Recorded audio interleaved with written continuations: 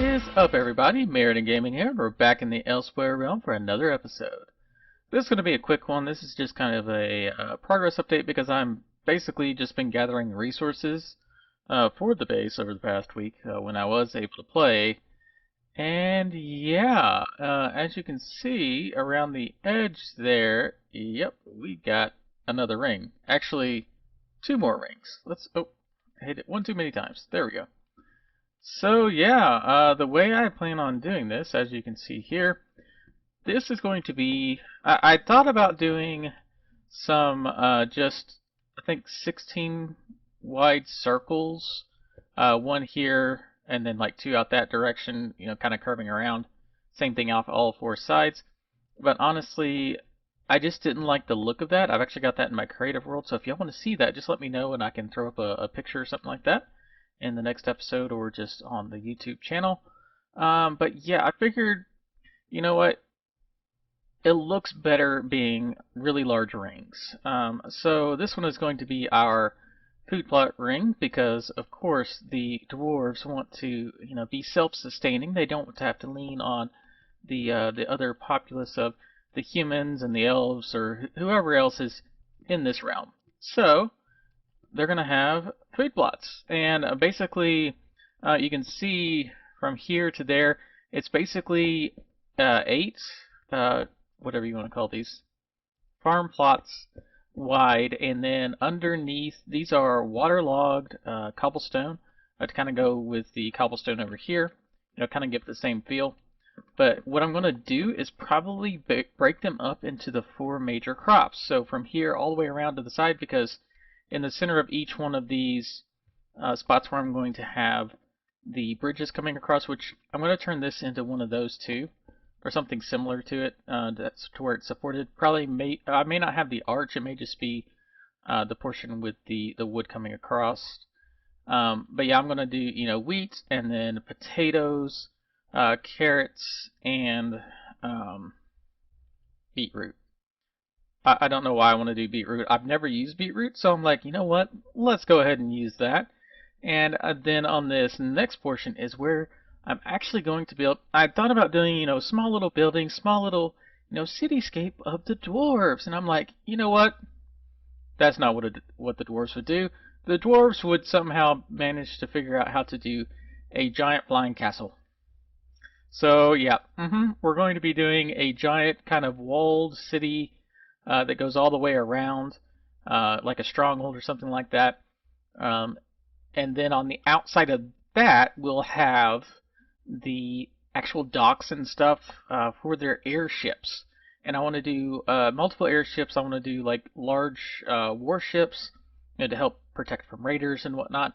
And then also I want to do merchant ships, explorer ships. You know, I want to do all those different types of things because I've always loved kind of naval, whatever. I can't think of the term, but the ships with all the sails and everything, and then airships. I've always been fascinated by those, so I really want to do all of those different things.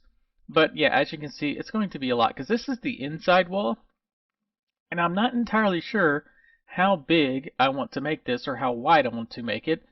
So any suggestions? I was thinking probably, I mean, this is a total of 10 blocks wide. I feel that's a good size, but I would think that their actual stronghold would be larger. So I'm thinking probably double this.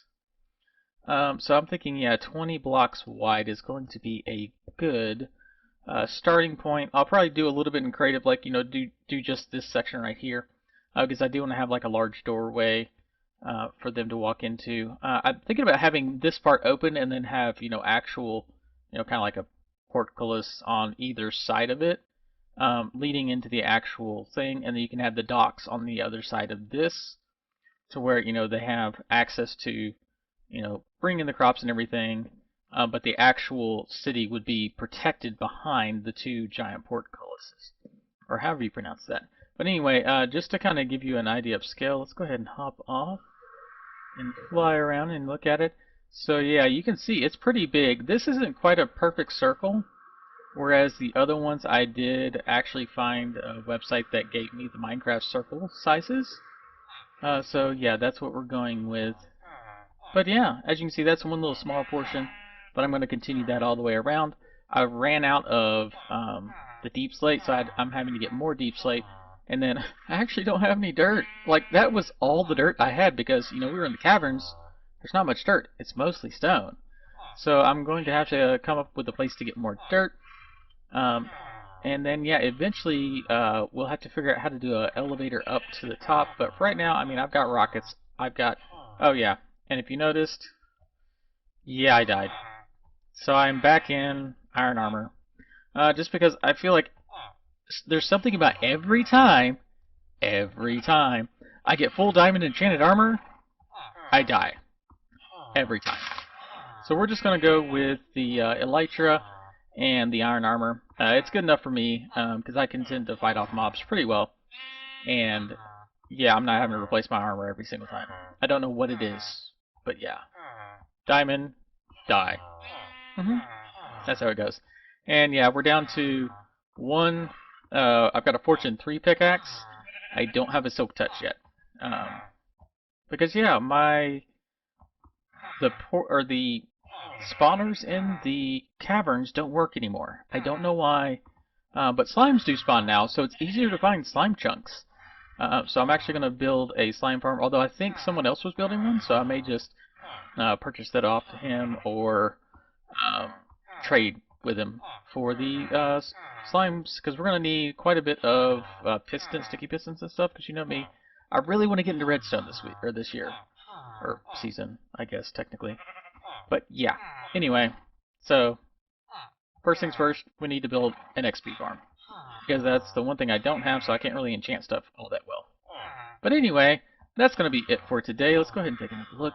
Yep, there we go. We got our giant rings. That's going to be another giant ring up around.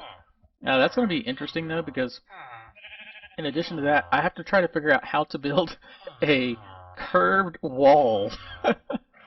So that's definitely going to be fun. So actually, I'll probably do a quarter of it whenever I try to do the test build in my creative world. But anyway, this is American Gaming. Don't forget to like, share, and subscribe. And hit the little notification icon so you can see all my videos. Check out all the other Elsewhereans. As you can see, yeah, we've got quite a bit of different things going on. You can see just the tops of the roofs of the stuff that Dak is building. And of course, right here, you can see that EXO has already started excavating the area that he was working on before he builds up the other one. But anyway, this is Meridian Gaming. I'll see you at the super base in the sky.